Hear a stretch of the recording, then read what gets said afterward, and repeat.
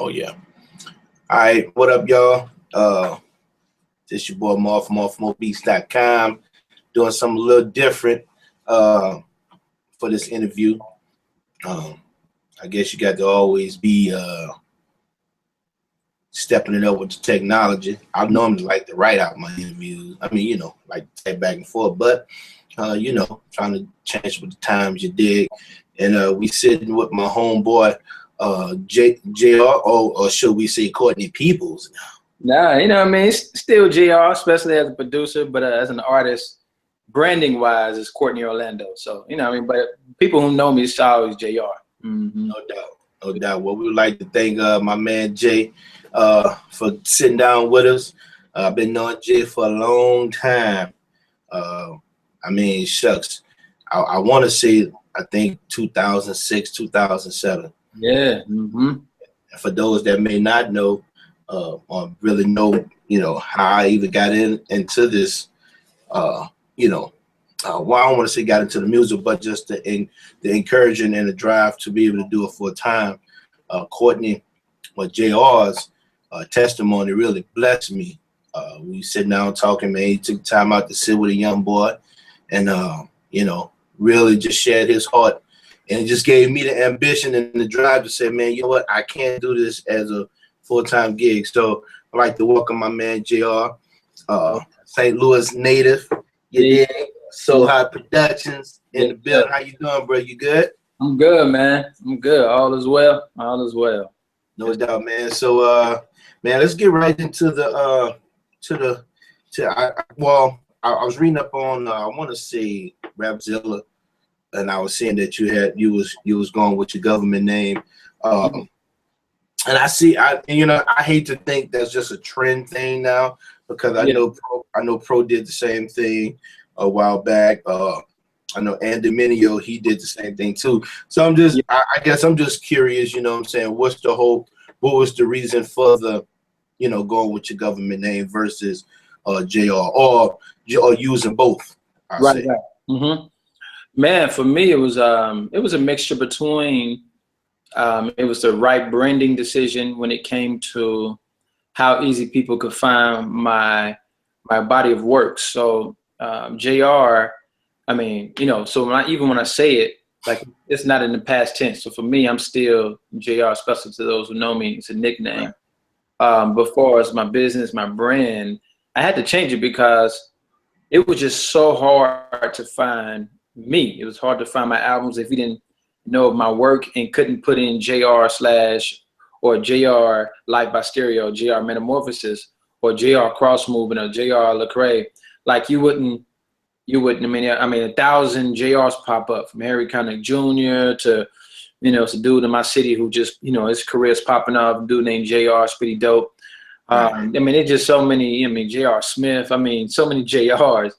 Right. And for me, about to release these EPs coming up and putting out new music, I just it felt like if I was going to make this easier for people to find me, especially if I'm looking to say hello and gain a new audience, like, I want this to be easy for them. And then second, it was just me looking at I think every artist has learned, that has survived over, a decade or so, they have learned to reinvent themselves. Look at Prince, who went from being Prince to the Sign, now back to Prince, and then you look at guys like Pro, now being Derek Minor. For me, it just made sense the season I'm in. JR so when I'm producing, I'm still JR, but when I'm putting out these records, especially going back to soul music, I felt like I just wanted a fresh, clean start, and I bet no better way to do that but to go forward with who I already am, and not to come up with some ridiculous new name, but use my government. So. Right. Well, I can see where that makes sense, man. Just with it being a whole bunch of JRs and stuff in the culture, what I'm saying? You kind of want to make that kind of distinguish yourself, because you don't have a lot of people named Courtney Peebles. Right. You know what I'm saying? So right. I definitely get it, man. And I know, like, even with Pro and even West Pennington, which I still call Teddy P. Yeah. I still call West Teddy. That when I met him, he was Teddy. Your mama named you Teddy. I'm gonna call you Teddy. I'm gonna call you Teddy. But yeah, man. But you know, I know when I did an interview with Wes a couple of years ago, man. I asked him. I said, what was the purpose behind the whole name change? And it was more of a ADBC kind of situation, man. You know, Teddy was something that he used when he was before being a believer, and he just and it was a certain image that came with it. And he was just saying that, just through growth and maturity, he just wanted to go with his first name. So, man, I can dig it.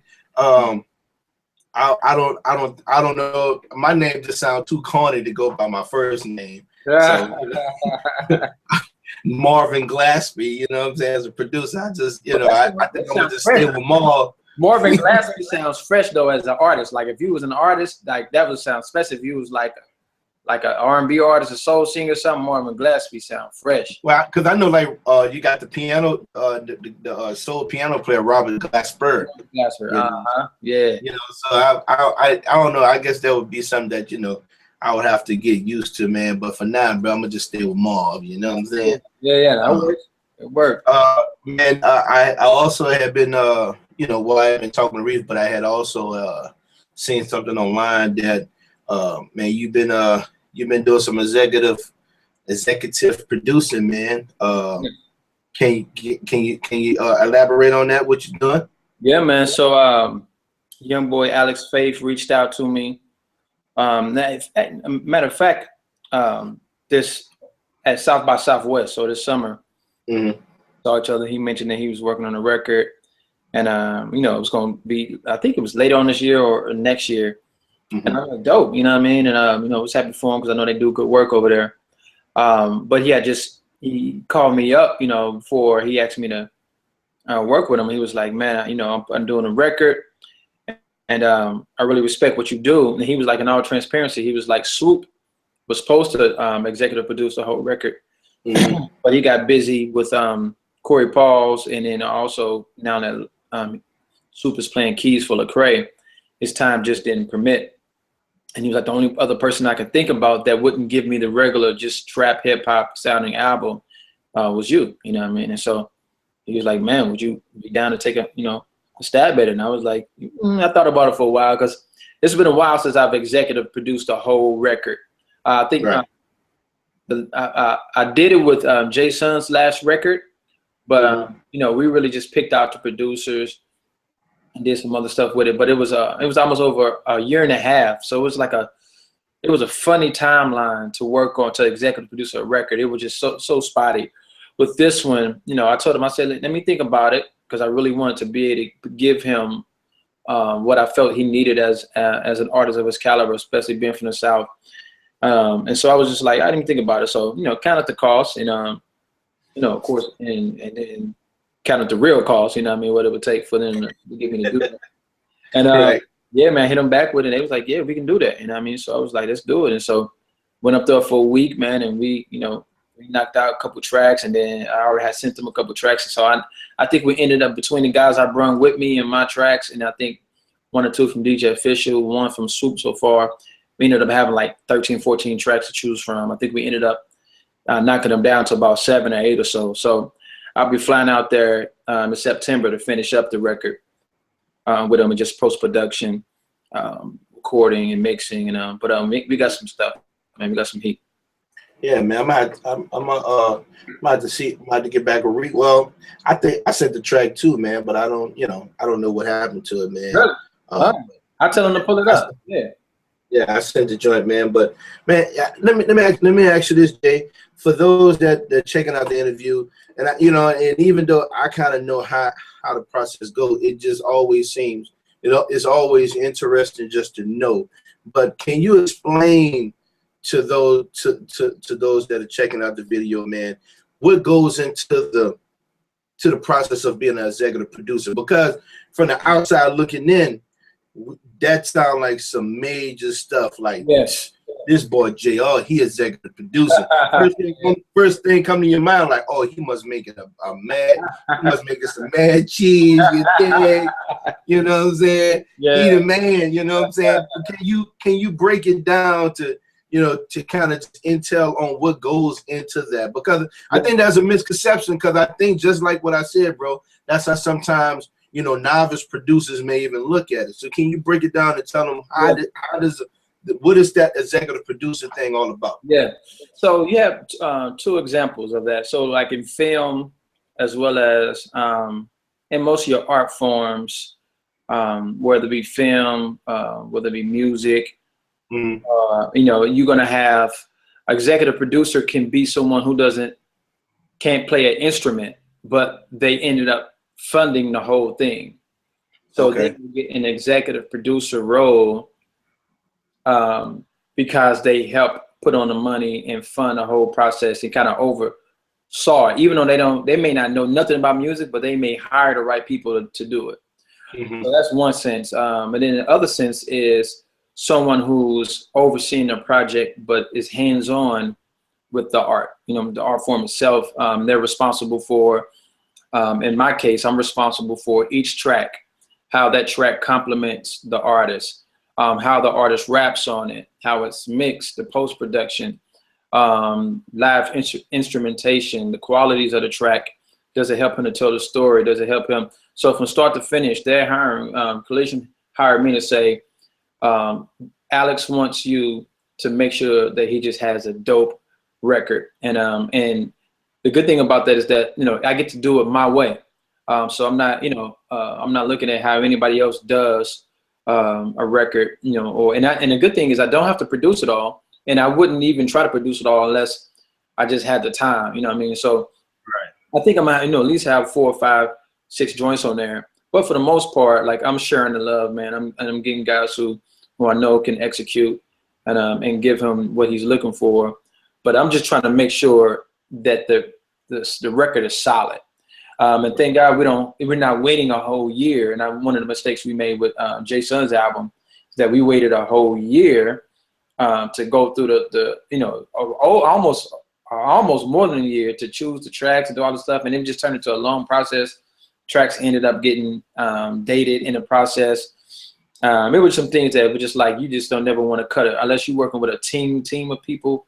You don't want to work on a record that long. So what I like this, that we're choosing our tracks within 2-month period, almost less than that, recording them and really turning around a record, you know, 12 to 14 song record in 3 months. And so, and actually less than 3 months. And so that's what I'm excited about. So I'm literally responsible of how this man's project is going to sound when the world hears it. Right. So it's almost like the artist behind the artist, because you got to still kind of like paint the picture for him. Absolutely. Always.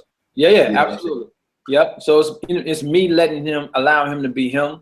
I want him to tell a story. Being a young white man from East Point in Atlanta, he definitely has a story to tell. That's what I've always loved about his art. He's just a genuine dude. And so I want to tell that story with letting him be him, but not giving people the typical down south record. So he hired me for a reason. So, you know, so the things I bring to the table are strong melodies, you know, good hooks, transition, stuff that feel good, good emotion. And so we've been trying a lot of records that he usually wouldn't do. I think it'll be dope for him to pull off. And so I think it's going to be a dope, real dope album. I'm excited about it, man. I'm excited about it. Yeah. But man, you know, I think too, man, you know, I guess as a producer and somebody that I guess not only a producer, but I pay attention to how the musical side of the genre moves, man. I think, you know, I think that exactly what you're talking about, that may be a lack even in the genre, man, because, you know, everything is email back and forth. Yeah. You know what I'm saying? Having that close one-on-one. But then it comes to a situation of having the money to be able to fly individual out and stuff, you know what I'm saying? And, you know, I always, you know, in the back of my mind, I always said, man, you know what? I think we could probably can go from 0 to 100. If I could use that, you know what I'm saying, if we kind of just had certain things you know, if we would kind of function a certain way, you Absolutely.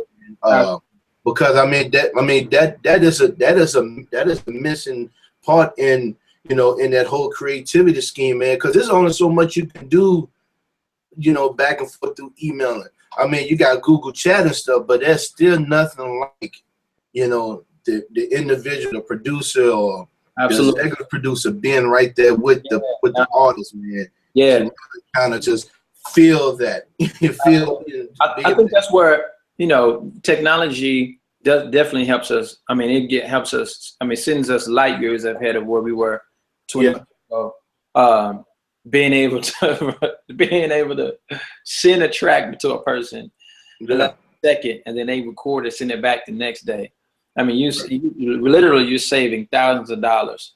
The old way of doing it, person having to fly in town, book studio time, hotels, all the different stuff. But the part that we trade from what was you know, so rich back then was the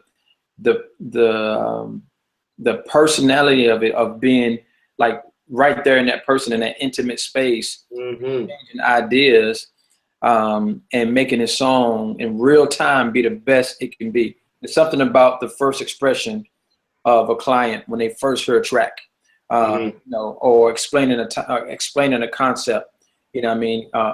The raw emotion that's invoked from when they first hear a certain drum pattern or a certain loop or a certain melody line, and building on that. And you just can't get that over internet or over, you know what I'm saying, just sending tracks. So yeah, man, I'm grateful. I'm grateful to be. I couldn't, but there's no way I could an executive produce a project and not be there with the person. So grateful. Yeah, yeah, man. And you know, I always think about that. You know, I like to look at a lot of old music documentaries and stuff, man. And you know, you know, one thing in common with those different documentaries are, you know, that, you know, they stayed in the studio till they finished. You know what I'm saying? They caught a groove, and they just stayed with the groove from the beginning to the end, man.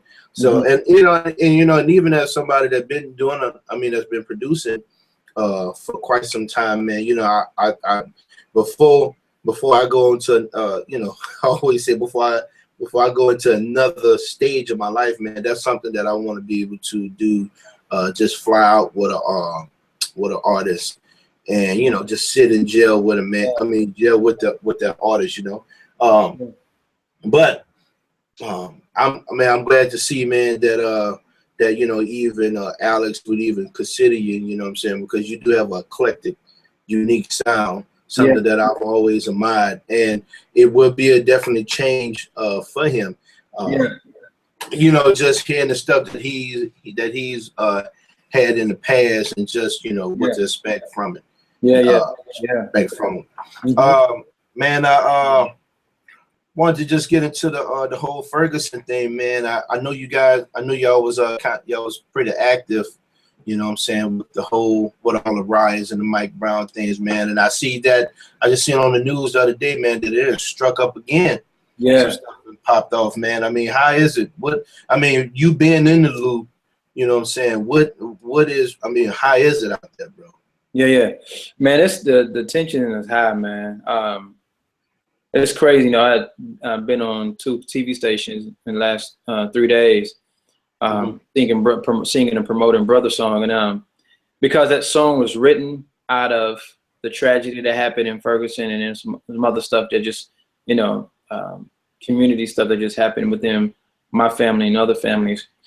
Like, it was written out of a burden to be your brother's keeper, no matter what color you are, no matter what walk of life you're from, to understand what the issue is and try to resolve it.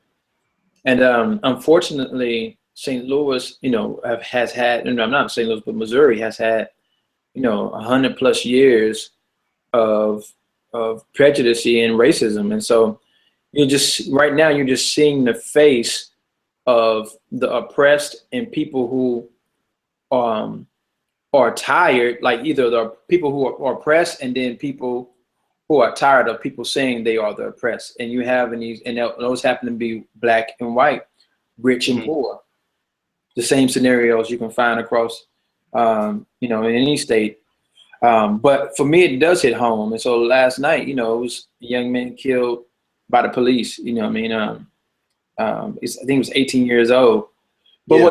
what they won't tell you, you know, this because I'm all for fighting injustice and systemic racism and the evils that be within crooked cops, between crooked politicians, people who still will want to see Jim Crow law come back. Like I know that those people exist. I know that there's whites that hate blacks, and there's blacks that hate whites. But what I'm seeing here in St. Louis is a mixture of racial tension, but then senseless crime and black on black crime for my people.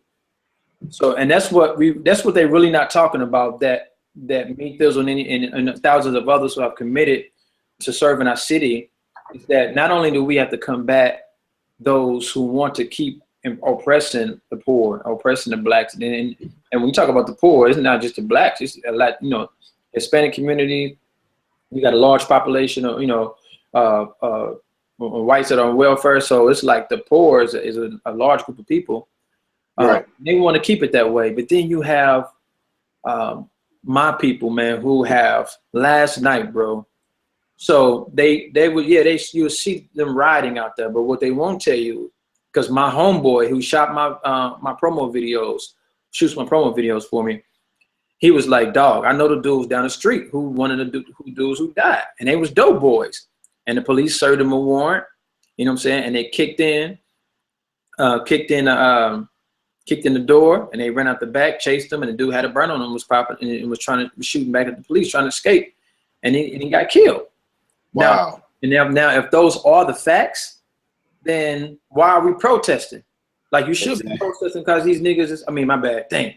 But you should be protesting because these dudes is selling crack 3 houses down from you. You see what I'm saying? Right. You're protesting and filling your neighborhood with poison and getting rich off of y'all. You see what I'm saying?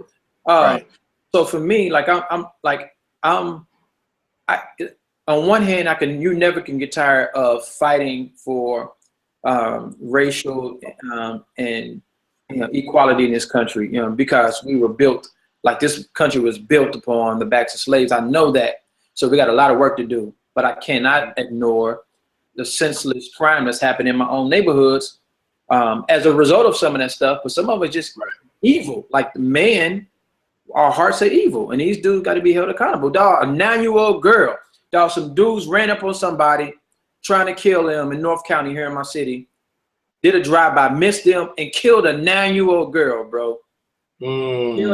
So I don't see what you ain't protesting that. You see what I'm saying? Right. Like, why are we protesting police? But for some of them for doing their job, some of them for straight out committing murder. But we got to protest, our black on black crime until people start being their brother's keepers. You know what I'm saying? Right. So it's like, if you're gonna fight one evil, you got to fight the other. So that's what I'm doing in my city right now. And it's like, it does wear on your conscience. It does. It is a mental burden, because if you're married to the city like I am, there's no short-term solutions. So it's going to take a lot of awareness, a lot of patience, a lot of prayer, a lot of action, and a lot of enlightenment, man, for this to change. But it got to start with love. When you love, you can do those things. But when you don't love someone, all there is a number to you. That's why you can shoot a dude in the head for a traffic stop for his license, because he about to pull off instead of calling for backup like you're supposed to do. So we got a lot to do. We got a lot of work to do, man. So yeah. So. And man, I definitely feel you on the whole. On the whole thing. Okay, Black Lives Matters, but it started with us. You know what I'm saying? I was talking to my youth group yesterday, man, and we was just talking about, I'm teaching this book called The Teenager Years of Jesus, right? Yeah. So it's talking about how in the book, one of the points said that a submissive teenager makes a superior citizen. And it was just basically talking about how it was talking about the chapter was talking about your relationship with your parents, right? Yeah. besides God the Father, your relationship with your parents should be the most important. And we just broke down, you know what I'm saying, just how Satan, you know what I'm saying, how he was the first rebel, and you know, just how it all came about and stuff. And the main thing is, you know what I'm saying, he just couldn't humble himself to God's authority. So the guy that wrote the book, he just went to kind of going on just about being submissive and humble and stuff. And we was just talking about the situation, man, just about, you know, being it makes you, when you learn how to humble and be submissive, you become a good citizen. Now, granted, and I told him that, I said, man, granted, like the police brutality is not, I'm not justifying that, and it is wrong that it's being happening. But if you would carry yourself in a different manner, you know what I'm saying, then let that be on the police if that's the case, versus you being the initiator. You know, absolutely. And just was dealing with different situations and stuff, and just mentioned like the Mike Brown and well, actually, I mentioned. I was telling myself, man, I've seen a brother walking down the street, man, with his pants all the way to his knees, Jay. And I said, man, and it just bothered me, bro. And I'm like, now don't get mad when the cop pull you over because you look like some suspect that broke into somebody's house. There's somebody called in and said that they got a brother with dreadlocks and his pants sagging to his knee. And don't get mad if the cops pull you over. Because of something so simple. Absolutely. You know what I'm saying, man? And I was telling my young father, I said, man, now that's something that got to come from home. Yeah, absolutely. You know what I'm saying? Absolutely. Bro, I'm always checking. I'm checking my boy. Do you got a belt on? You better go put a belt on, W. Leave my house looking like that, man. And we just talking about clothes, but just everything everything else that comes with that, man. You know, like, you know, it was sad. It was unfortunate that Mike Brown got shot down like that. But man, you know, it's kind of like in the back of your mind, man, what if he would have never been in that store? Absolutely. You know what I'm saying? What if he'd have never been in that store trying to steal those Black and Miles or cigarillos? Man, what if you just wasn't in that store, brother? Absolutely. And you got to you got to ask yourself, because there is personal accountability and the cause and reactions that we create for ourselves. So one end, so if blacks were treasured more and looked at with the same in the same light as whites to white police officers, then this would be a better place. It'd be a better world, and because I've seen people curse police officers out, like tell F them, I ain't got to show you nothing. I'm not opening up my door. You need a warrant, all this stuff, and they just like, ma'am, you see what I'm saying?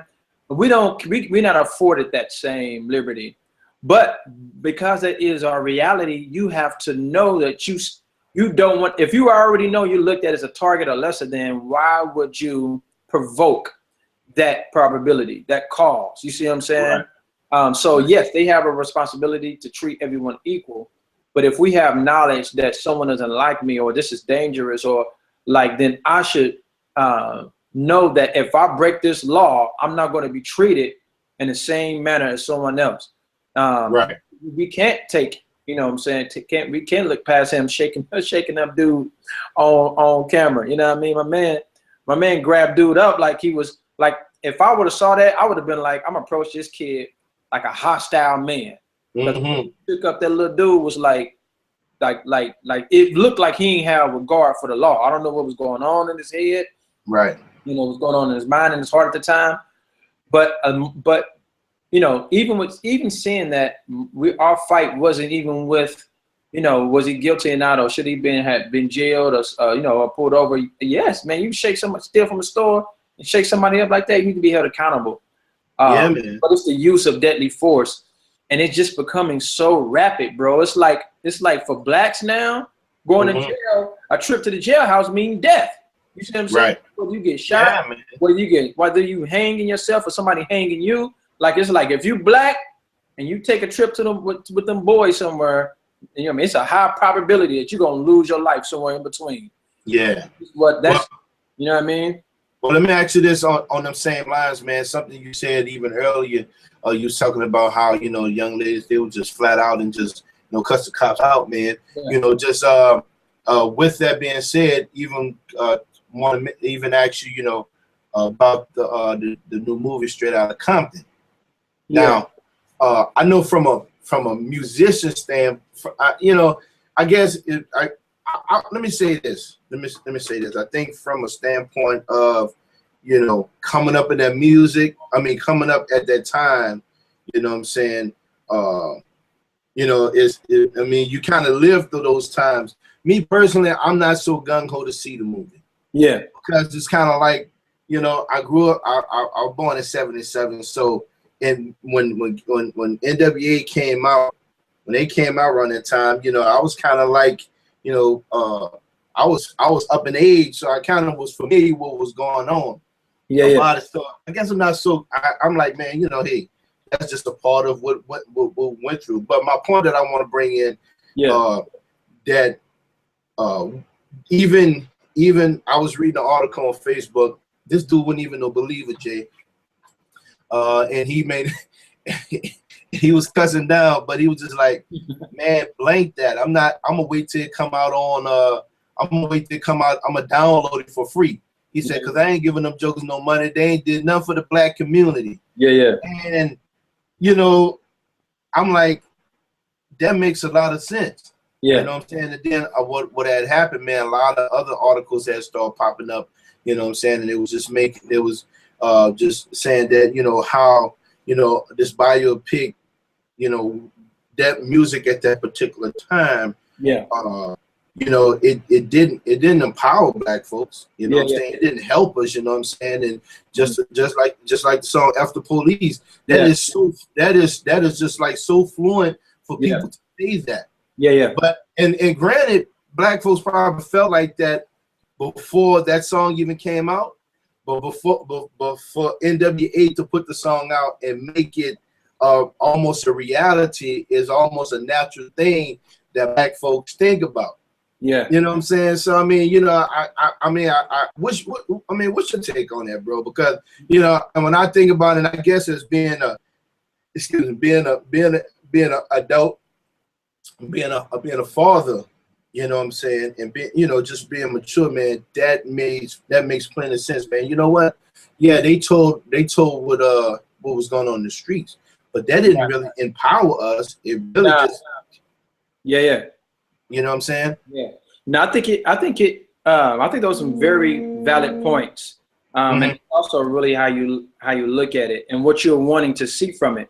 Right. For me, as long as they're not saying like, because when you look at Hollywood, you have the stories.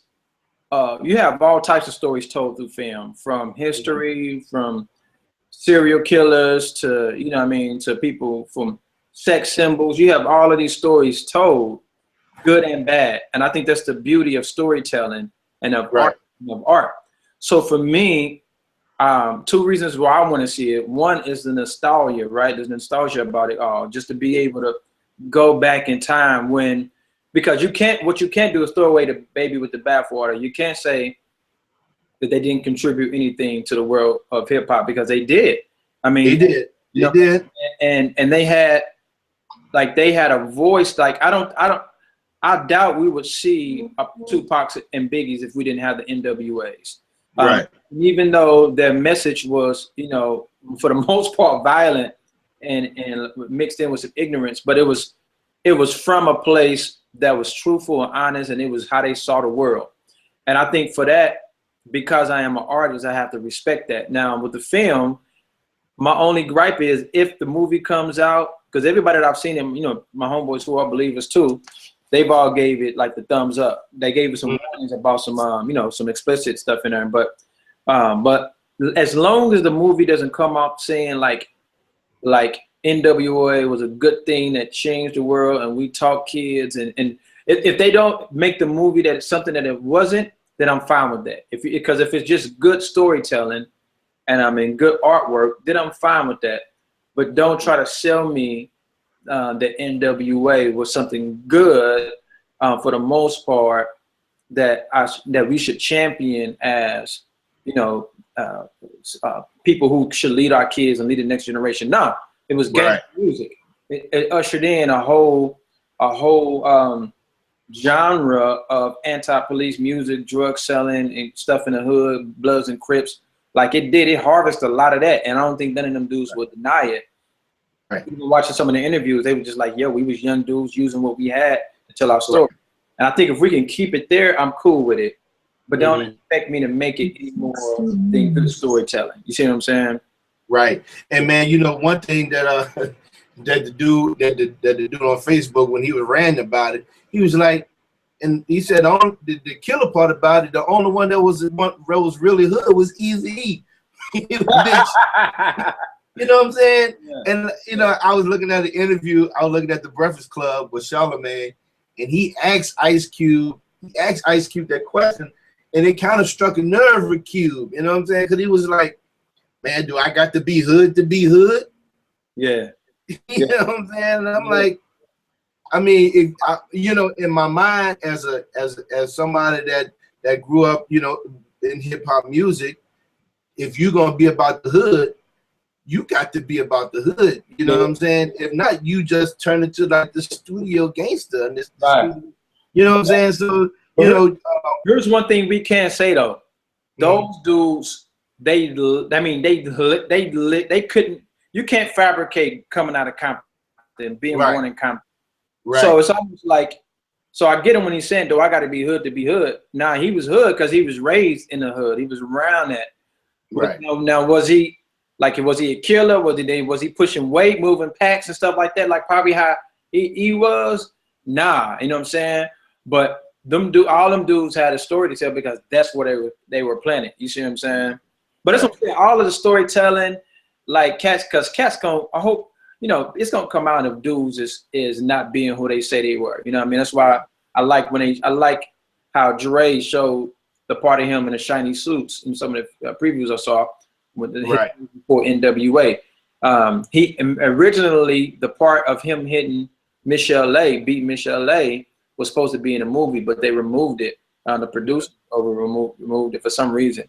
But I did see some critics that got at him about that because it was like it was like they missed a lot of the parts of the story. Yeah. And I'm like, man, you know, I can understand, man, if you're trying to get the highlights of it in a matter of an hour and 20 minutes or hour 30 minutes, however long the movie is. Right. You know what I'm saying? But you know, people they had some people getting at his neck about that, you know what I'm saying, and just, you know, how they really just you know, how they dealt with women and stuff. So but it's unfortunate, man, that those seeds, you know, those seeds that they planted, man, you know, it's like we're reaping the harvest of it in 2015. Oh, absolutely.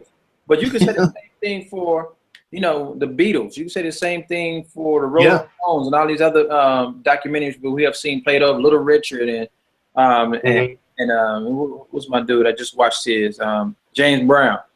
You know, Ray Charles. Like we're really just telling the story, and as long as we're not glorifying, you know, these dudes, and you know, and we're telling the truth as much as we know how, so people can see the good and the bad. I think you do good art and good storytelling. I think you do it justice, and we can walk away from it. But I think as long as we're not making it something that's not, you know what I'm saying, like yeah, because it's a story to be told. Like it's a story to be told, the good and the bad. And I think we leave it at that. You know what I'm saying? So many of our lives have still good parts where we tell stories, and we'd tell like our kids like, "Yo, Daddy used to do this. I used to smash this many chicks. I was a yada yada."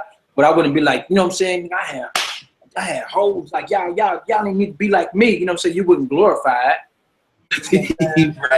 Right. But you'll be like, you'll tell them, but as a whoa, you'll be like, yo, like Daddy was not a good person. You see what I'm saying? Yes, and I think when we tell a story like that, when you are highlighting what is truthful, then I think you do it justice. Right, man. How do you stay relevant, Jay? You know what I'm saying? What even it being a culture where producers are so saturated. Yeah. I mean, you know, you got producers that are coming up like out of the wazoo. How do you tend to stay relevant, you know, and keep and continue working? Well, you know, I listen to a lot of music, man. I listen to whatever comes out, bro. I mean, so that's one thing. I think producers, they hurt themselves by not changing with the times, and so they say, you know, I'm from the MPC era where we did it like this. We sampled. I don't know nothing about them triple hi-hats and 808s and none of that stuff. And then before you know it, you ain't got no clients because that's where music is going. Right. So I think for me, what I've learned to do is I listen to all types of music: classical, rock, hip hop, pop, blues, country, and I'm always just listening to the world of music and how it's evolving, and how can I interject my style, how I see music into that, so that no matter if I'm working with a client who's 30 years old or a client who's 20 years old. I've had a chance to live in both worlds and be around, and I listen to a lot of young guys, like my cousin and a couple of young guys that I got producing with me. I listen to their beats, and I might ask a question like, how you get your hi-hats to do that? You know what I'm saying? Or like, how you get your kicks to punch through with your 808? You know, and because I want to, not that I want to, because I still don't do a lot of trap stuff, but when I do it, I want to do it authentically, and I want to be able to interject what I do and kind of just give it a new feel. So, and I think I've talked to my manager, like I was like, one thing I'm grateful for and all of my stuff that I've produced or even my own stuff in writing is that I try to make stuff that can stand the test of time. So I don't know how to bite for the sake of staying alive, because I just never been my forte. But I want to adapt. So, you know, man, constantly just looking at your sound, revamping your drum kits. If your drum kits is from 2005 and it's, you know, in 2015, if you ain't got no new drum sound and you wonder why you ain't getting no placements or ain't nobody buying your beats, that's why. You see what I'm saying? Right. We're still using Roland XV80 from 99. You know, I'm still using the MoFat. Yeah, me too. I still got all of them. I got I got MoFat fully expanded, my JV80 Roland it's fully expanded, but I go to those to get key signature sounds. But I gotta get the Nexuses. I gotta get the the native instruments, because I gotta use sounds that are popular, and that's because that's the genre. Now, if I was in country, or if I was in rock, I wouldn't have to worry about none of that stuff. I would just have to play different. You see what I'm saying? But because we in hip hop and it's so synthetic based and synthesizers are used so much, you got to make sure that you're having up to date sounds that are popular and people want to hear, and while still offering what you love to do as a producer personally. Right. How is it? If I mean, I know you got a team of producers that you work with. Yeah. How do you? I guess my question is, how does that work, man? For those that are looking at the interview, because I and one thing Reef tells me all the time, man, is that, man, he was like, Reef used to tell me all the time, he said, man, you need to put your team of producers together. And I think it was something that I just never really fully get the concept of. Yeah. And I don't want to say not get the concept of. I think just having finding those producers that have that same, I guess, the same drive or passion that you have. But how do you keep it together, bro? I mean, because I know you got like 4 or 5 dudes that kind of work with you. Are you making sure they all eat, or how's that working? I mean, are they, because I mean that's something that you don't hear in Christian hip hop. Yeah, right. Production. Yeah. Well, so for me, right? I mean, for me and you, and anybody that's married or with a family, like I can't spend. I'm a part-time worship leader at my church. I'm going through the eldership process at my church, serving on the board of a non-for-profit organization. You know, plus I'm an artist, plus a producer. So there's no way I could sit up and still make 5, 6 tracks a day like I did when I was 25. You see what I'm saying? Yeah. So for me, I have to delegate. So like with the Alex project, I didn't even plan on producing the whole thing. So I put my hand to the plow and see what came forth, specifically for him. And then I said, you know what, I got my 2 guys over here send me stuff. Now some of them may not have the same work ethic because of their same demands on their family, but the younger guys do. So they send me, trap beats and different things, and I listen to them and I'd be like, oh, that's dope, but change this. I like this kick, you know what I'm saying, but do this, or like pull this out. And we try to get it to a point to where the artist, I know that it's going to be presentable enough for the artist to listen to it. I mean, to listen to it and dig and at least get an idea of it. But I try to make sure everybody eats. So, you know what I mean? Like I take 15% off of their producer fee, but I don't mess with their royalty. You know what I'm saying? I let their royalty, let it go straight to them. So I really just get a finder's fee for giving them the placement. You see what I'm saying? Right. And then if they get so much steam and they get so many clients on their own, they're like, yo, Jay, thank you for the opportunity. You know what I'm saying? I'm about to go do my own thing. And I'm like, cool, it's all good. You see what I'm saying? But it's really just, for me, I'm like, man, while you're learning, while you are gaining clientele, let's work together. And then so this workload, and I have to worry about producing everything myself. Jay, let me ask you something. Is there anything in your music career that you wish you probably wouldn't have did, or different situations or deals or whatever? Is there something that you'd be like, man, you know what, if I knew better, I probably wouldn't have did that? Yeah. I think a couple of things. So as a producer, I would say I wish I would have had like a management team or management like early on in the game, and had like a team earlier, and that so that we could do more work, but also so that I could have people placing my work in different places. So like a manager who can hire a PR person, you know what I mean, or go talk to a label for a publishing deal. You see what I'm saying?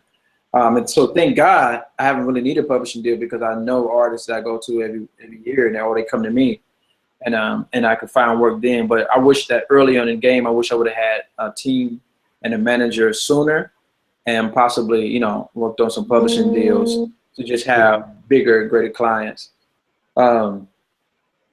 Because what you don't want to do is have all your eggs in one basket. I tell people all the time, from working with Cross Movement, which those were my guys, but I remember just working they were my clients, right. 1 or 2 people until the Reach guys came along. But what happens is when you put all your eggs in one basket, if that basket drops or folds or crumbles or is destroyed, then all of your work goes with it. You see what I'm saying?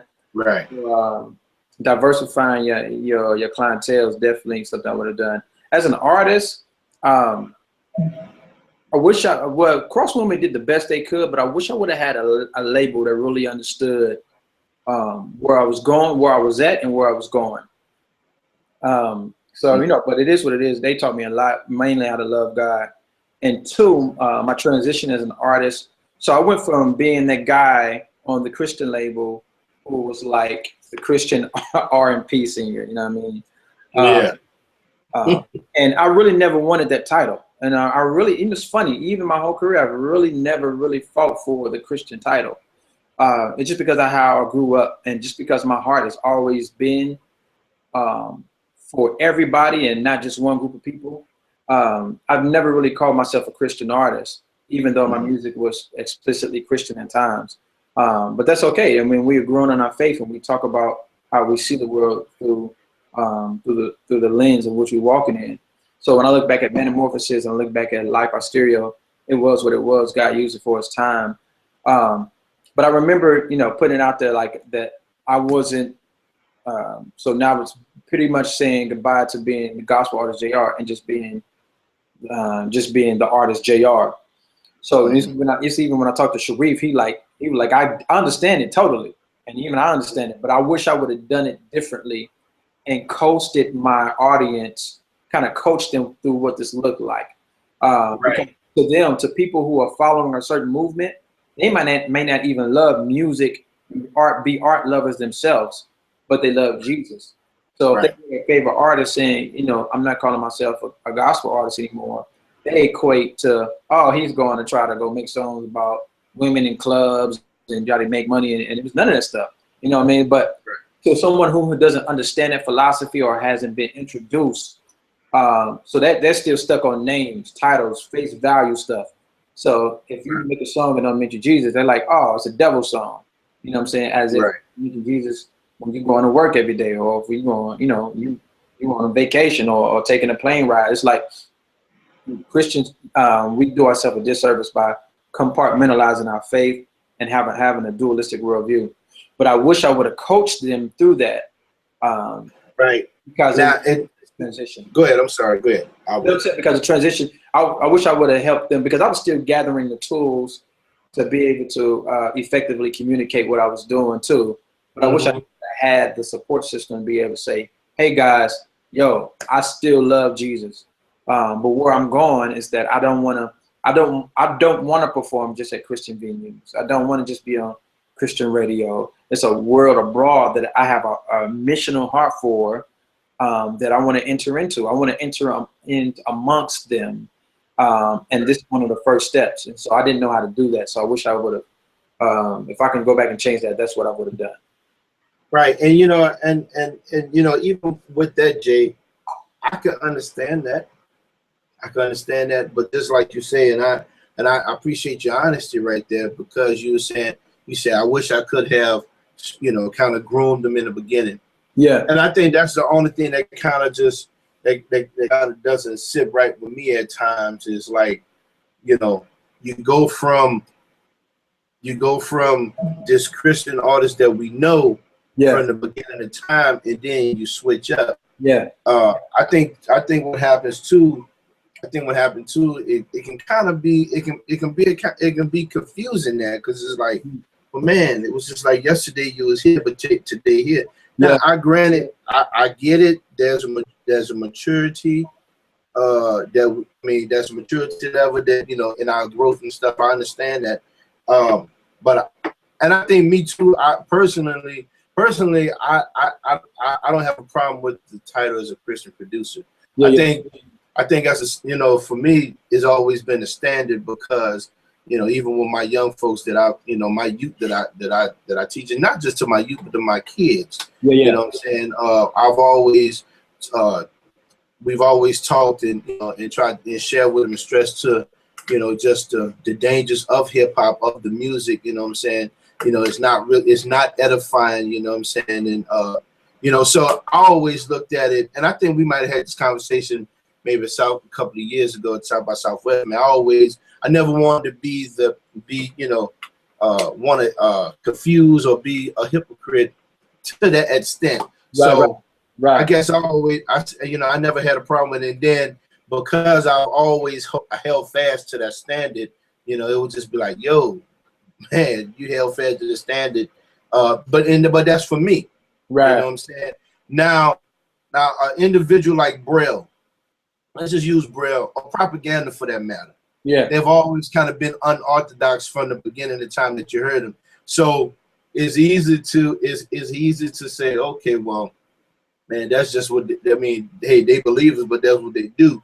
Because it always kind of started out like that, man. And I appreciate your honesty right there, bro, because you know, I think if that, and I by no means am I throwing any shades or shots at Lecrae.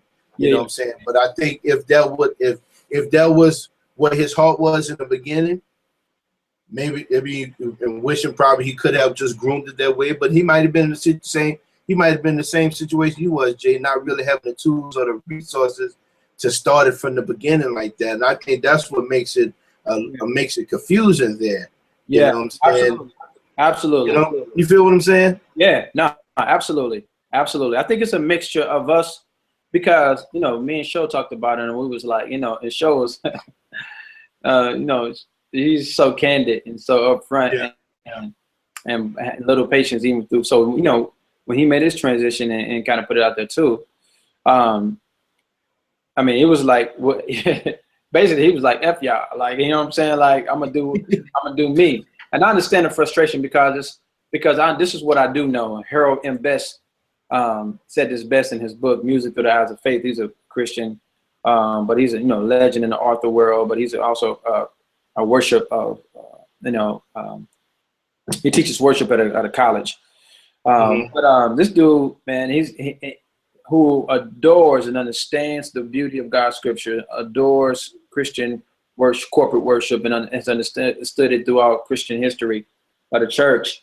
But his words were that the worst thing that could have happened for Christians in the arts was the CCM music industry. And this is a white guy. So because of what he said is what it did is it made music from believers. Now it separated us almost like church and state. So we're from mainstream culture. So now you have, Christians who are fighting and making their music and like staple, like our music is good, y'all music is bad. Right. It was like our music makes money, your music is whack, it makes no money. You Right. see what I'm saying? Like and it drew the line in the sand. Whereas when you go to Europe, you really don't see it that much, especially in Australia and in Switzerland. Like you don't really see their Christian artists are held as artists, and so they share the same similar platforms with unbelievers. And so I think here in the States, man, we've put, I think, a sinfully amount of stock in Christian art, and especially in its ability to save and convert. Music has never saved or convert. It's been the gospel. It's been the good news, whether that's been through song that God's choosing to use it or through somebody's life. So I'm one of those people that says, because even to this day, even while I wish I could have did it differently, I still don't regret my decision. Because I don't want to be that Christian poster boy. You can get that to somebody else. I do not want to sing in front of Christians every weekend. That's just not my desire. My desire is if I could have 50% Christian audiences and 50% mainstream audiences, because that's what my life looks like when the music turns off. I'm at church on Sundays and community group on Tuesdays, and then I'm rapping with a dude down the street who got a burner in his pants, got a couple of dime bags in his pocket. He about to go smash a prostitute. She about to come up here and get high with him. I live with those type of people. So I want to make songs for both people, for both walks of life. And I really just want to be an artist. I want to be an artist that makes art that is pleasing to God. The thing is in America or with any brand, when you start off one way, it's like Pepsi. Pepsi keeps making Pepsi, then all of a sudden they switch up a new product or they change the name. People are going to have a problem with that because this is the brand we've learned to love all for so long. And so I think so. It's a little like it's a give and take. Artists need to be more flexible in how they coach their audience, especially when you're part of a movement. Right. You're part of a movement, almost like when hip hop was first born. And then the audience needs to understand that, man, this is just art. And art, if it's held by the believer, whether it says Jesus 1,000 times or twice, it's going to be God honoring and it's going to be worship unto the Lord. But we are scared to take our hands off of Christian. We too, social media and all this other stuff have made us we're too judgmental for that. And you want me to let you just be responsible to make music unto the Lord yourself? No, I want more Jesus in there. I buy your records, put it in there. I don't want you to talk about death and hell and consequences of sin more. Put it in there. And so we just don't have that right as a consumer. So we have to trust that these people, that's what I'm saying. When I hear people commenting on Thizzle, man, I mean, you can't please nobody, bro. This is one thing I learned. Flame has people that don't like him. Thizzle has people that don't like him. Lecrae has people that don't like him. Propaganda have people. Every artist has people that feel like they either too preachy, they're not preachy enough, they're too conscious, they too turn up. Man, all you got to do is be responsible over what God has given you to the audience, the people who He's given you a burden to reach, and that's it, man. And as much as people that may not like Lecrae, the truth is God's hand is with him. So if you got a problem with what's going on in them, you got to look at the man above, because we ain't never seen this happen to anybody in Christian music ever in the history of music. The closest person we can ever say that with is probably Michael W. Smith. You see what I'm saying? So at the end of the day, while we may not agree with how it's delivered, you cannot say that God is not. Well, I can say that more confidently because I know him as a brother and as a God-fearing man. People may question that if you know him. They say he sold out Illuminati and all that other stuff. But seeing this man go from, take light years, leaps and bounds, you don't get that without the hand of God being with you and without you being obedient to his will. Now, have he's made some mistakes? Yeah. Has other people made some mistakes? Absolutely. But for the most part, man, we take this walk and we please God with all of our life, whether our music has the content in it that you feel it should have or not. You know what I'm saying? I think it's a tough part for us as consumers. So I believe it's a give and take, man. Artists have to be more sensitive to the movement we're a part of, and the consumer has to give us more grace and knowing. Because what happened with me and Show, we just grew up. You know what I'm saying? I was like, I saw the balls, saw the Christian festivals, I saw all the churches, and for me, I'm gonna be in church all my life because I'm married to the church. So I'm gonna be serving as an elder. I'm gonna be sitting with people, counseling, praying. So for me, I don't want to spend all of my concerts and all of my how I give my art. I don't want to give my art to the same people I see on Sundays. I want to share this with the world abroad. You know what I'm saying? But we got to have liberty to do that. We got to have liberty to be a Christian and then say, but I don't want to be a Christian artist, because everything I do, because I am a Christian, is already Christian. You see what I'm saying? Whether you see the title. Well, let me ask you this, Jay. Let me ask you this. With that being said, and I get it, man. Definitely want to be able to bring music and your art to the masses. But and I guess I want to just understand what you're saying. Do you think that the title Christian would hinder certain venues and certain functions, or? Oh yeah, absolutely, absolutely. The same way Christian. The title Christian hinders it from believers going to certain venues or placed on certain festivals, certain things. It's the same way a stigma from someone carrying from the world would over into Christian. It's because it's when you hear a title, whether it be gangster rap or whether it be regular hip hop, or if you see them on a video with with cars or whatever. Like, it's a certain stigma, even if that person's lifestyle is not evil, that carries a stigma that says, I don't know if we want this brand to mix and mash up with our brand.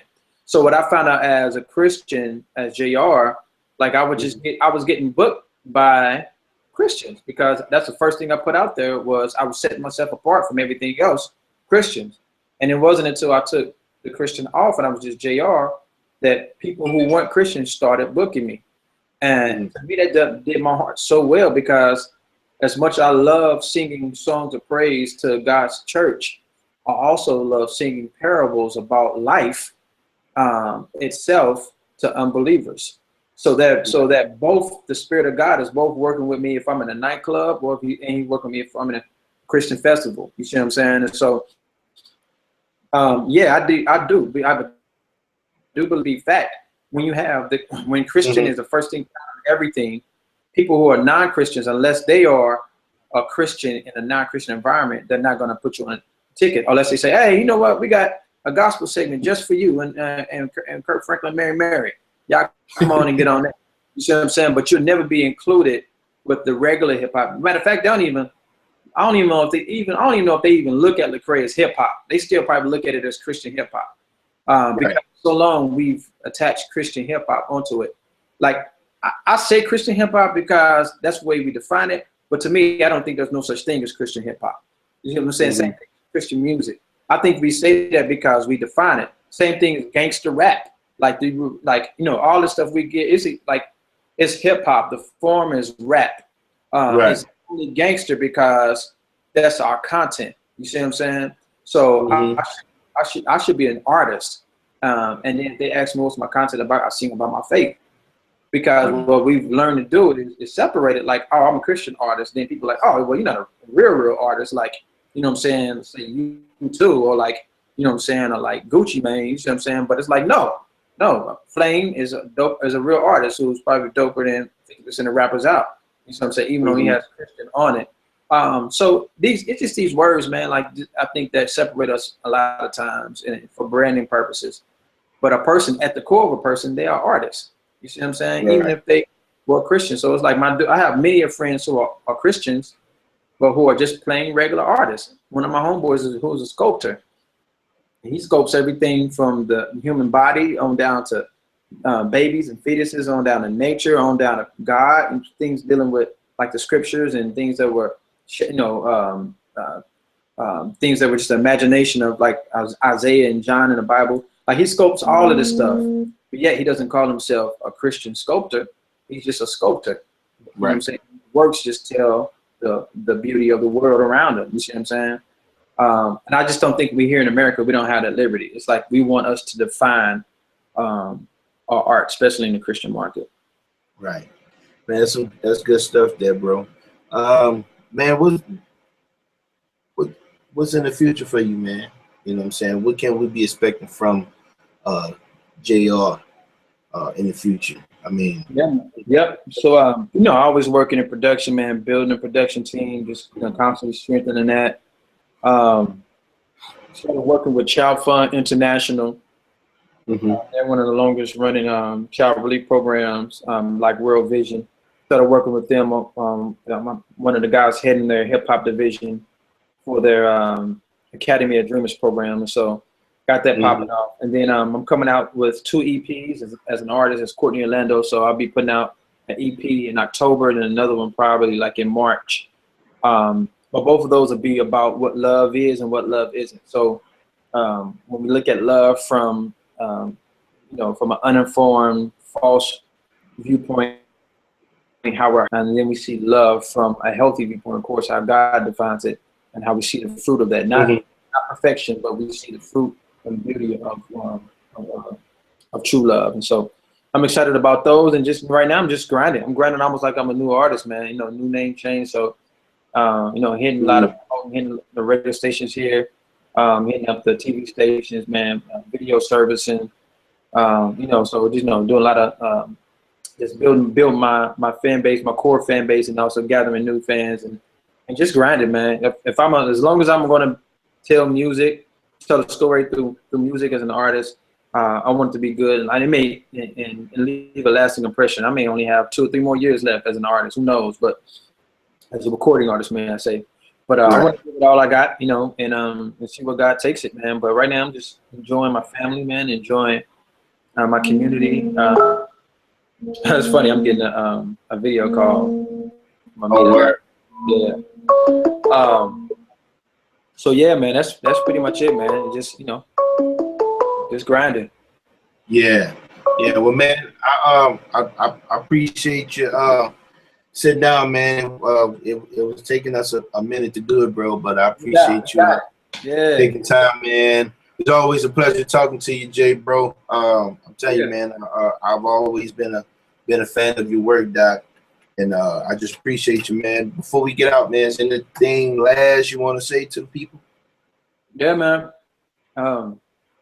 Producers, man, just study your craft, man. Be a student of it.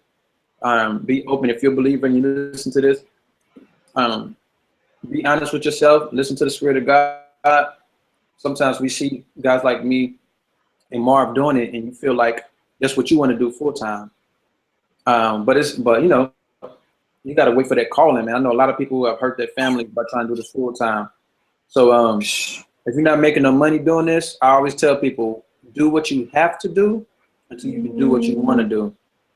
Unbelievers, man, welcome to the channel, man. Marv is dope dude, gives some dope, advice on beat making, man, and tools for you to have.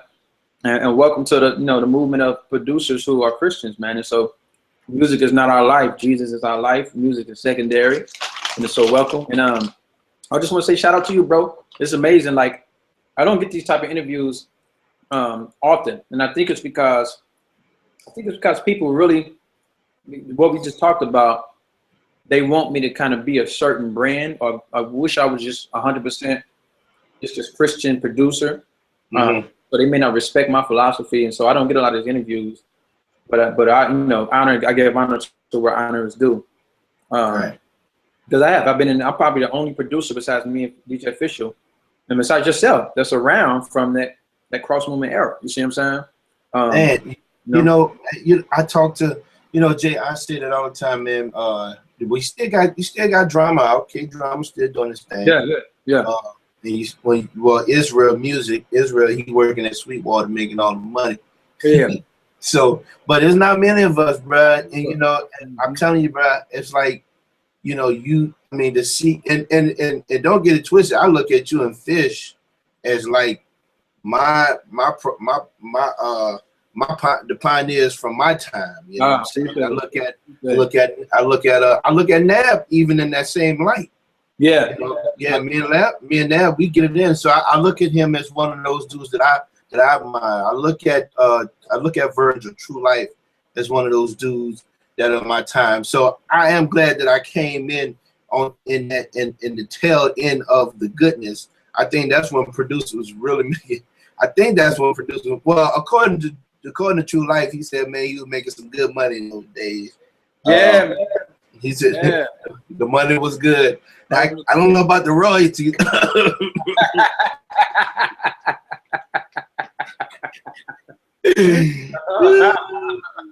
Well, look, I tell you what, and man, let me tell you that. I just got to maybe just get it out of my chest, boy. If I would get a royalty check for all the stuff I did for the movement. Oh my Lord, I'm gonna be back. Gee, I'll buy you a Bentley or something. Man, I'm telling you, I don't know about the Bentley, but I sure have a nice down payment on the house or something. Right, right.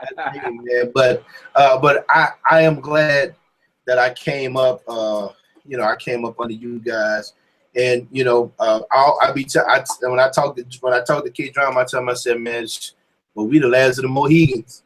Right.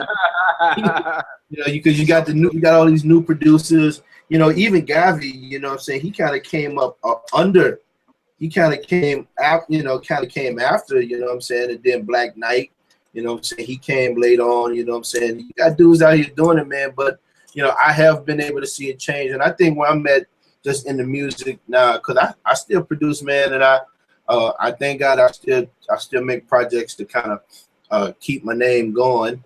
But I guess I'm most so concerned on, just how can we, I guess that'd be my burden. How can we unite the producers? How can we make it better? Mm-hmm. So, to do the interviews and stuff, man, giving producers and musicians and DJs a place to be able to feel a place of their own, what I'm saying? Because you got like Rapzilla and you got Jam the Hype, and shout out to them, but there's not a lot of emphasis on the producer. Right. Yeah. You know what I'm saying? And I work so I've just over the years, man, just worked so hard to make a platform for producers, man. And I've been blessed to have a team of writers with the website, man. So I thank God for the opportunity just to kind of be in it, man. And hey, bro, you're always welcome to come and to chop it up with me. You dig? Appreciate it, man. Yeah, no doubt, man. Grateful for it. No doubt, bro. Well, man, I appreciate you, Jay. Love you so much, bro. Keep making that good music, bro. And see if Alex listen to my beat. Yeah, man, I will. Yeah. And Reef told me to send some more stuff, but I will send some more stuff, absolutely, man. Always welcome, man. Yeah, no doubt, man. But I appreciate you, bro. And I'll be talking to you, Doc. Okay, man. All right, bro. Good. Peace.